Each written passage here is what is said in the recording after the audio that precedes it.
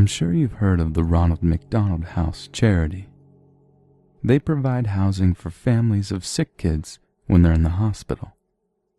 Seems pretty innocent, right? Well, there's another side to the charity. There's another type of Ronald McDonald House, one that not many people know about.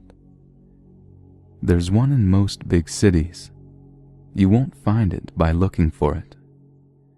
It doesn't have an address. It doesn't have a sign above the door. It doesn't even have windows. No. The only way you'll find it is if you're taken there. That's how I found it. I never met my real parents. I've been in and out of foster families and group homes here in Detroit since I was a kid. I'm 15 now, and I'm what they refer to as a bad kid. Always causing trouble, always getting thrown out and placed with another unsuspecting do-gooder who thinks they can help me. I always prove them wrong. My caseworker sat across the black metal table, looking wary and frazzled. On the table between us was a thick, letter-sized brown envelope, my case file. "Well, your reputation has preceded you," she said. "And now you only have two options: military school in Lansing or the Ronald McDonald House, which has miraculously cleared you for acceptance. I don't have the patience for drill sergeants and 5 a.m. reveille. And how bad could a halfway house named after a fast food clown possibly be? The Ronald McDonald House it was. Dark clouds loomed above me the day I climbed into the back of my caseworker's town car. My few belongings in a backpack and the clothes on my back, that was all I could take. One of the few belongings I had was a photo album filled with pictures of all the foster families with whom I had previously been placed. It was nice to remember some of them, even though I had royally messed it up each time. "I've had a few cases who went through the Ronald McDonald House," the caseworker said from the front seat. "Things went so well for those kids, I never had to transfer them anywhere else. In fact, the house took over their case files and everything." We drove into downtown Detroit, past all the familiar landmarks. I had been thrown out of one foster home just outside town because I snuck into downtown Detroit with some neighbor kids to sneak into a dive bar. Good times. Well, here we are. The car came to a stop. I looked out the window. We had parked in front of a tall, gray, windowless building sandwiched between two other industrial buildings on a narrow city street. I noticed there was an address on the building to my left, as well as on the one to my right, but none on this particular building. Not even a sign. "Are you sure?" I asked, hesitating as I opened the car door and climbed out of the back seat. I slung my backpack over my shoulder, clinging tightly to the strap, and followed the caseworker up to the windowless metal doors. She pressed a buzzer and spoke to someone inside, and the doors clicked to unlock. We walked in. As soon as the metal doors closed behind us, I noticed the pin-drop silence. It was that sort of silence that is so oppressive and empty it is almost deafening. Across the dimly lit lobby, there was a glass window, with a woman sitting at a desk behind it, a secretary. Her back was to us, and she appeared to be typing intently. We walked over to the window. The caseworker rang a bell on the counter, and the secretary spun around in her chair. Her face was painted like a clown. Like Ronald McDonald, in fact. She even had the short, curly red hair. Aside from that, she appeared somewhat normal, adorned in a typical white nurse's dress. I wanted to laugh at how bizarre it was, but I couldn't. A chill swept down my spine. Something was not right. I watched as the nurse and my caseworker interacted. Paperwork was passed through the window. The caseworker slid my case file under the glass, and the nurse in turn slid her some papers to sign. As my caseworker signed the papers, the nurse looked at me. Her smile should have been warm and welcoming, but all I saw in her eyes was hunger. "I can't stay here," I stammered loudly. "Take me to the military school in Lansing. Please." "What's the matter, sweetie?" the nurse asked, her voice muffled slightly by the glass. "Afraid of clowns?" I looked into her hungry eyes. Now there was a malicious glint as she laughed. My caseworker laughed too, seemingly oblivious, and said, Now, don't overreact. You'd hate the military school. Besides, this'll be good for you." "Yes," said the clown nurse. "This will be good for you." Before I could object, I heard a slam behind me. I spun around to see an open door in the far corner of the lobby, to the left of the front desk window. There was no one there, just the light that flooded in from the door. Then creeping shadows appeared and seemed to grow along the wall, and shrill laughter suddenly echoed in the halls just outside the door. "Oh," said the caseworker, "here comes the welcome committee." As I stared in horror, clutching the strap of my backpack, my caseworker patted me on the shoulder for the last time. "Don't worry, honey. It'll be different this time. You'll feel right at home here, I promise." She turned to leave. I felt my stomach churning. Bile rose in my throat. "No!" I cried desperately. "You can't leave me here." "Oh no, I've got to get going. I never did like clowns." And with that, she left me there. The metal door slammed behind her, and I was alone. I faced the open doorway by the front desk again. The shadows had nearly entered the room, and the piercing laughter was filling the lobby with sound. I ran to the front doors. I pounded and yanked and pushed and screamed. Screamed for help. Screamed for my caseworker. Screamed for anyone. Please, God. I turned to see the nurse behind the glass smiling at me again. And then they entered, laughing all the while. A whole group of laughing nurses with clown faces and red hair. Some were male, some female, but all wearing the same terrifying Ronald McDonald makeup. And in the dim light of the lobby, I could see the glint of metal tools in their hand. Bringing up the rear was a pair of clown nurses rolling a metal table, complete with restraints. "Get away from me!"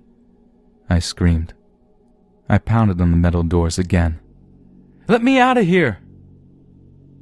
They surrounded me, grabbing me as I thrashed and screamed and tried to tear myself away, laughing as I kicked and squirmed.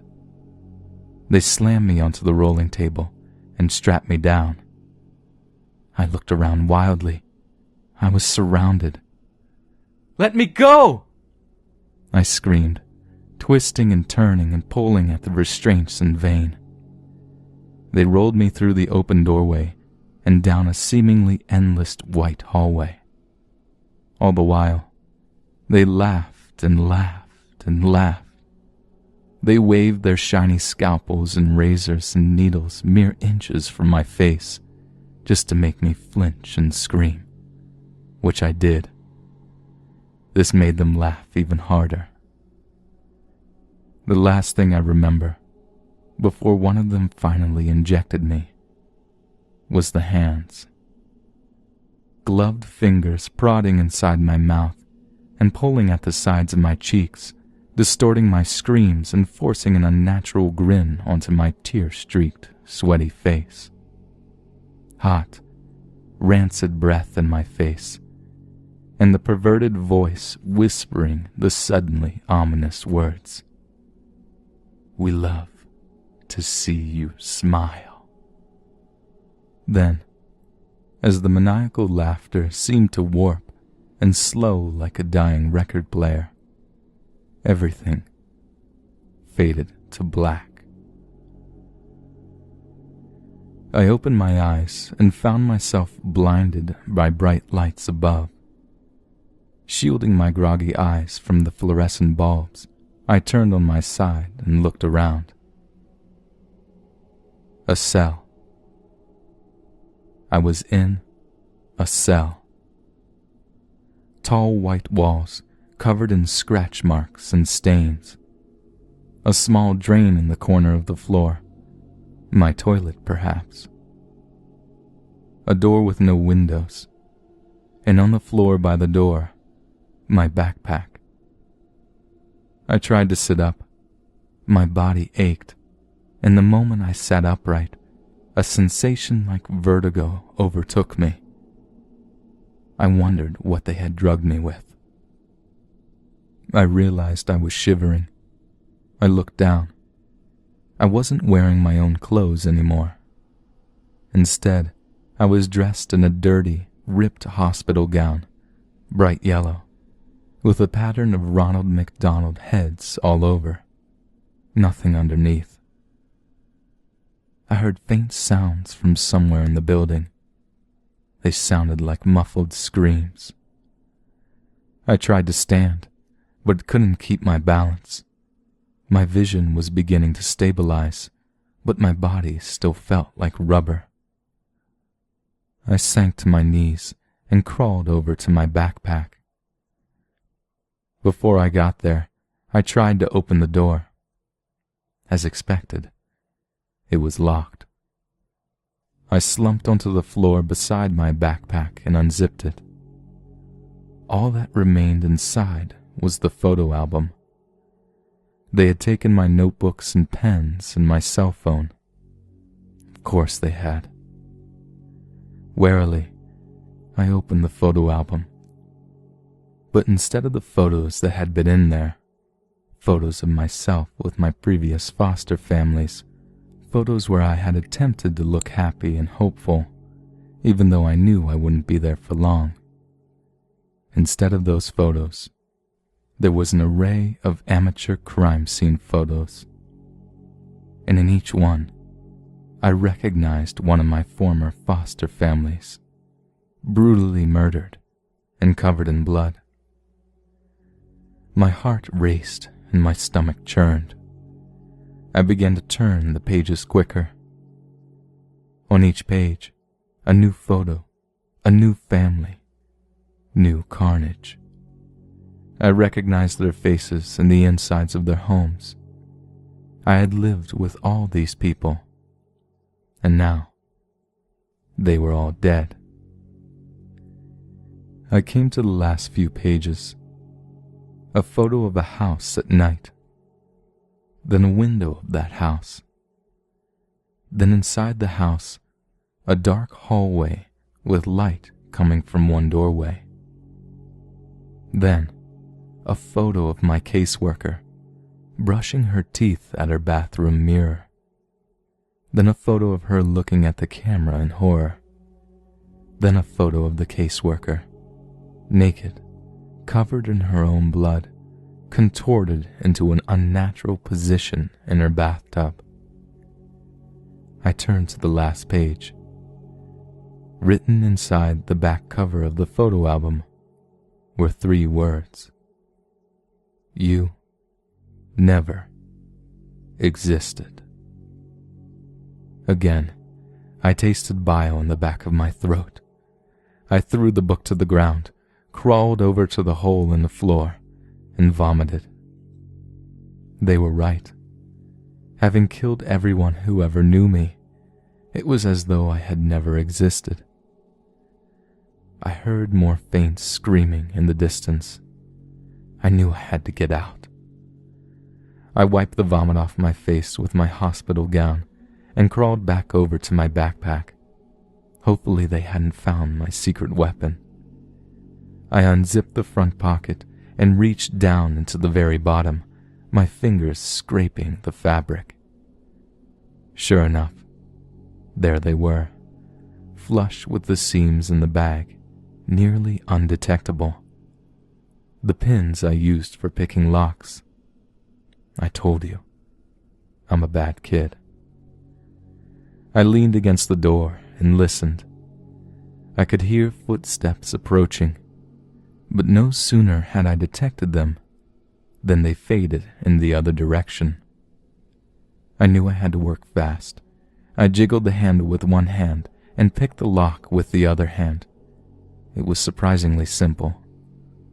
Holding the handle, I slowly pulled myself to my feet. I could maintain my balance now. I pulled the door open just a crack. A clown nurse darted past. My heart almost stopped. But his footsteps didn't slow or change and soon faded. He didn't notice me. I poked my head out the door. Another seemingly endless white hallway lay before me, extending to infinity in either direction. The distant screams were louder now, coming from all around.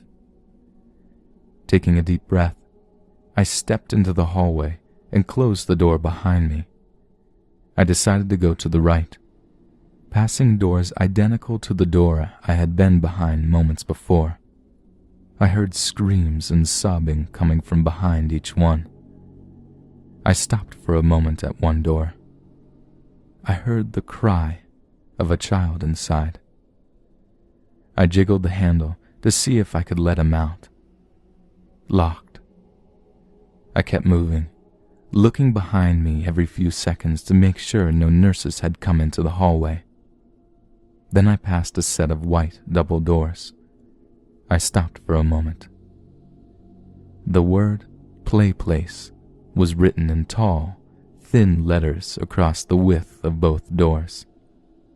I heard more screaming coming from within, the screams of multiple people, and laughter. The insane shrill laughter of the clown nurses. I shuddered. I was afraid to find out what sort of torture was happening inside, and I knew I had to keep moving. I saw a door ahead with a stairway symbol. I headed for it. As I opened the door, I glanced behind me and saw two clown nurses emerging from the play place room. Their white nurses' outfits were covered in streaks of blood. I quickly shut myself into the stairwell, hoping they hadn't noticed me. The stairwell was dimly lit, with cement walls and rusty railings. I looked behind at the door I had just closed. There was a red number 5 on it, so I figured I must be on the 5th floor. I decided to head for the ground level. Each of my footsteps echoed as I began to descend the stairs. I couldn't hear the screaming anymore, just a low, deep humming sound, like pipes in the walls. It was a welcome respite. I finally came to the door numbered 1. The staircase seemed to descend a few floors lower, but I stopped there and slowly peeked through the door. More white hallways. No clown nurses to be seen. So far, so good. I stepped through the door and walked into the hallway. I noticed I couldn't hear any screaming on this floor, just the buzz of the fluorescent tube lights above. I came to the end of the hallway and another set of double doors. A large red cross, the kind you'd see on a lifeguard's stand or a first aid kit, was painted across the width of them. I pressed my ear to the door. All I heard was a slow, rhythmic pulse, like a machine in motion, and a faint beeping sound, not unlike a monitor you might hear in a hospital room. I knew I shouldn't open the door. I knew this wasn't the exit, that I should keep looking. But I had to see. I turned the handle. It wasn't locked. I peeked inside. I found myself staring at a cavernous white room. Fluorescent lights flickered and buzzed. I saw wires hanging everywhere. And, hanging from the ceiling, in rows, kids. Kids in hospital gowns like mine, attached to white wooden crosses affixed to the ceiling, literally crucified. They were silent. Their heads drooped forward, their eyes either closed or staring at nothing. Some seemed to twitch a bit, but most were still. Their crosses swung back and forth very slightly, and the hanging wires. Upon closer inspection, they weren't wires at all. They were intravenous tubes attached to the kids' wrists. Tubes sucking out their blood. I almost vomited again right then and there. In the very center of the room, amidst the rows of hanging crosses, I could see where the rhythmic pulsing sound came from. A huge steel cylinder, which seemed to be collecting blood from all the tangled tubes that dangled from the kids' wrists. I opened my mouth involuntarily, to scream or to cry out in anger. I had no idea which. In the end, all I could manage to do was stammer and dry heave. That's when the alarms began to sound, loud and piercing, like the police sirens of hell. The staff must have realized I was missing. I shut the doors and frantically glanced around the hallway to see if anyone was coming. No one yet. I ran for the stairwell. As soon as I entered the stairwell, I heard laughter from above, echoing and reverberating in the confined space. The clown nurses were coming. I stumbled down the stairs as fast as I could. I must have gone down another 3 stories before I reached the basement. I found myself running through a dark, sewer-like hallway with small light bulbs overhead every 10 yards or so. The smell of decay and rotting flesh grew more and more pungent as I ran. The laughter continued behind me. I managed a quick, furtive glance backwards and saw a group of them running after me. I saw them come into the light and then become silhouettes again. The sight of their smiling faces and gleaming knives and needles pushing my adrenaline to the max. I ran past alcoves full of stacked, rotting corpses, but I couldn't stop. I couldn't think of anything but escape. I turned a corner and found myself facing the metal rungs of a ladder in the wall. I climbed until my head smacked the ceiling. Below me, the shadows and laughter grew closer. Their footsteps slowed. They were close, and they knew it. I pushed at the ceiling above me, heaving upward and panting and screaming. The clowns were below me, laughing and waving their scalpels. Something cut my leg. I screamed and pushed one last time. The ceiling gave way as a manhole cover slammed onto asphalt above. A circular opening. I climbed out and frantically pushed the manhole cover back over the hole, blocking out the laughter of the clown nurses below. I laid there on top of the manhole cover for a few minutes as I caught my breath. Rain fell, cool and soft on my skin, washing away the feeling of imminent peril. The turbulent night sky above was a welcome sight. I looked around. Abandoned buildings, broken glass. No lights, no cars, no signs of any life at all. A police siren somewhere in the distance. Then, silence. I climbed to my feet. Pain shot through my leg. I looked down and saw the cut on my ankle where a clown nurse had slashed me. Bastards. Limping as best I could, I started to walk. "Hello?" I called out. The only answer was the distant roll of thunder. "Somebody help me! Please!" My foot landed on something soft and mushy. I looked down. A newspaper.